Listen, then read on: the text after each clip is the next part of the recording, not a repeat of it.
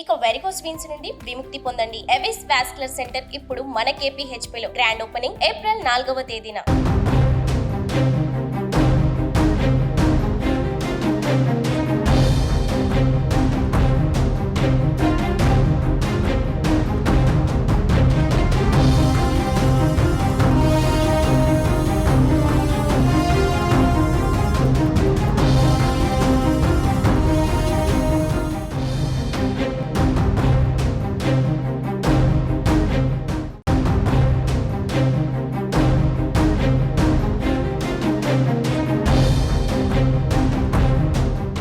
Liquor scam కేసులో arrest అయి తీహార్ జైల్లో ఉన్న ఎమ్మెల్సీ కవితకు మరో షాక్ తగిలింది. జైలులో ఉన్న కవితను విచారించేందుకు సిబిఐ సిద్ధమైంది.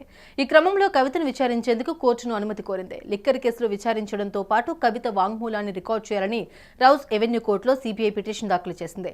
దీనిపై కోర్టు ఎలాంటి నిర్ణయం తీసుకుంటుంది అనే ఉత్కంఠ నెలకొంది.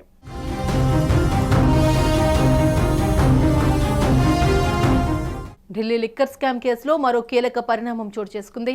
ఎమ్మెల్సీ కవితను విచారించేందుకు సిబిఐ రంగంలోకి దిగింది. ఈ మేరకు ఇప్పటికే విచారణకు అనుమతి కోరుతూ ఢిల్లీలోని రౌస్ ఎవెన్యూ కోర్టులో పిటిషన్ దాఖలు చేసింది. ఢిల్లీ లిక్కర్ స్కామ్ కేసులో ఎమ్మెల్సీ కవిత పేరును నిందితురాలిగా ఛార్జ్షీట్లో సిబిఐ చేర్చింది. ఈ మేరకు నిందితురాలిగా పేర్కొంటూ 41A కింద సమన్లు పంపించింది. ఇటీవల లిక్కర్ స్కామ్ కేసులో ఫిబ్రవరి 26న ఢిల్లీలోని తమ కార్యాలయానికి విచారణకు రావాలని సిబిఐ కవితకు నోటీసులు పంపింది. 2022లో ఎమ్మెల్సీ కవిత ఈ కేసుకు సంబంధించి హైదరాబాద్లోని ఆమె నివాసంలో సిబిఐ విచారణ చేపట్టింది.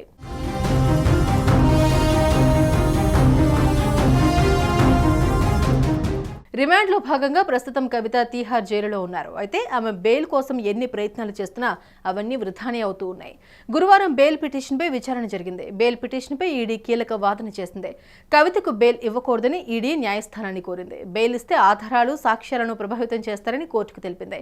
కవితకు వ్యతిరేకంగా అనేక ఆధారాలు ఉన్నాయని వెల్లడించింది. ఫోన్ డేటా మొత్తాన్ని డిలీట్ చేశారని ఆరోపించారు. తాము అడిగిన ప్రశ్నలకు కూడా సమాధానం ఇవ్వలేదని పేర్కొంది.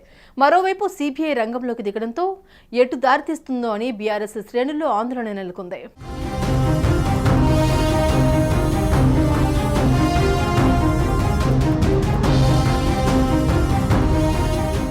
సుమన్ టీవీలో మీ పర్సనల్ అండ్ బిజినెస్ ప్రమోషన్స్ కోసం కింది నెంబర్కి కాంటాక్ట్ చేయండి.